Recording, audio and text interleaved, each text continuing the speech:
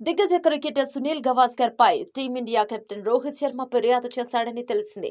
గవాస్కర్ తీరు నచ్చక ఆయనపై బీసీసీఐకి కంప్లైంట్ ఇచ్చాడని క్రికెట్ వర్గాలు పేర్కొన్నాయి. ఆస్ట్రేలియా పర్యటనలో టీమిండియా ఘోర పరాజయం పాలైన నేపథ్యంలో బీసీసీఐ రివ్యూ మీటింగ్ నిర్వహించగా ఆ సమావేశంలోనే రోహిత్ శర్మ సునీల్ గవాస్కర్ గురించి లేవనెత్తినట్లు ఇంగ్లీష్ మీడియాలో కథనాలు వస్తున్నాయి.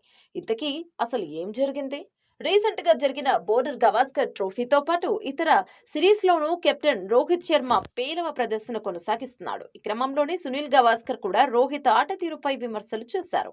అయితే ఈ విమర్శలకు రోహిత్ నొచ్చుకున్నాడని తెలిసిందే.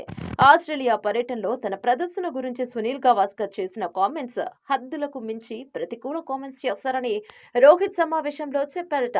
ఇతర క్రికెటర్లపై కూడా గవాస్కర్ ఇలానే టూ మచ్ నెగిటివ్ కామెంట్స్ చేస్తున్నారని, అలా చేయడం కరెక్ట్ కాదని అన్నాడట.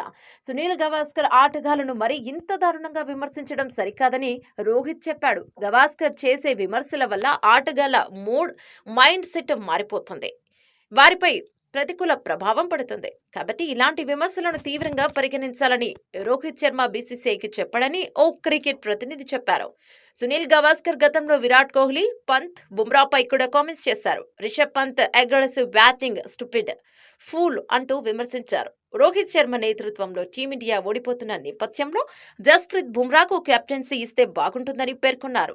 రోహిత్ శర్మకు పాప ఉంది కాబట్టి అతడు భార్యతో విశ్రాంతి తీసుకోవడం మంచిదని సెటైర్లు వేశారు. ఓసారి కోహ్లీపై కూడా విమర్శలు చేస్తే ఆ సమయంలో అనుష్క శర్మ కూడా కౌంటర్ ఇచ్చారు.